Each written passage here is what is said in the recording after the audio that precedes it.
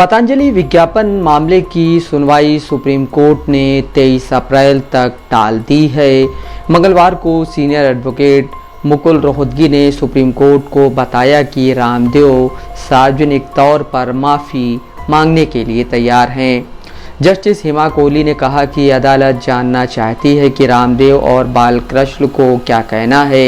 उन्होंने दोनों को आगे आने के लिए कहा। इस बीच कुछ देर के लिए ऑडियो में दिक्कत आ गई। कोर्ट ने ऑडियो में आई दिक्कत के बारे में कहा कि यह ना समझा जाए कि हमने कोई बात सेंसर की है।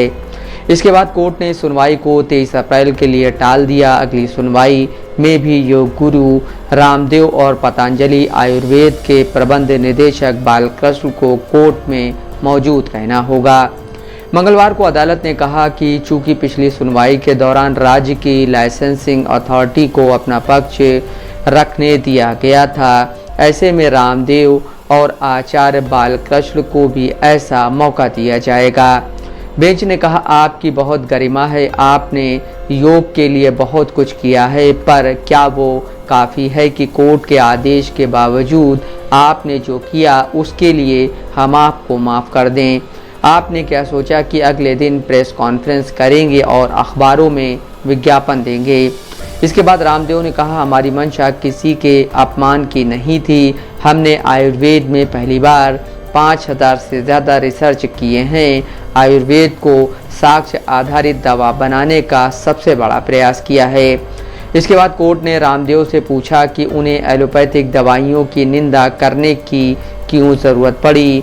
कोर्ट ने कहा, अगर आपकी दवाएं काम करती हैं तो आपको उनके लिए मंजूरी लेने के लिए संबंधित अथॉरिटी के पास जाना चाहिए था। प्रेस में जाना गैर जिम्मेदाराना हरकत है। योग गुरु रामदेव और आचार्य बालकृष्ण ने कहा कि हम इसका ध्यान रखेंगे। रामदेव ने कहा, मैं आज से जागरूक रहूंगा। इस तरह की बातें हों ये मेरे लिए अशोभनीय है। उत्साह में ऐसा हो गया। आचार्य बालकृष्ण ने कहा, आयुर्वेद को सैकड़ों सालों से अवैज्ञानिक कहा जाता है, इसलिए हमने उत्साह में ऐसा कर दिया। जस्टिस एहसानुद्दीन अमानुल्लाह ने कहा, आप अपना काम कीजिए, लेकिन आप एलोपैथी का अनादर नहीं कर सकते। इसके बाद कोर्ट ने कहा कि वे ऐसा नहीं कह रहे हैं कि पतंजलि को ऐसे ही छोड़ देंगे, मगर इस मामले में बाद में कोई फैसला लिया जाएगा। जस्टिस हिमा कोहली ने कहा, इतनी मासूमियत कोर्ट में नहीं चलती। हमने ये नहीं कहा कि आपको माफ़ी देंगे। आपके इतिहास को हम अनदेखा नहीं कर सकते। उन्होंने कहा कि पतंजलि ये सब तभी कर रहा है जब कोर्ट ने मामले का संज्ञान लिया।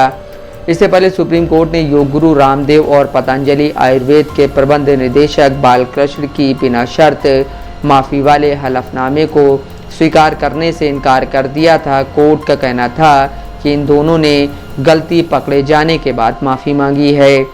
रामदेव और बालकृष्ण ने ये माफ़ीनामा पतंजलि की ओर से गुमराह करने वाले विज्ञापनों को जारी करने के मामले में दायर किया था। मोन्टू राजा, दस्तक लाइव न्यूज़।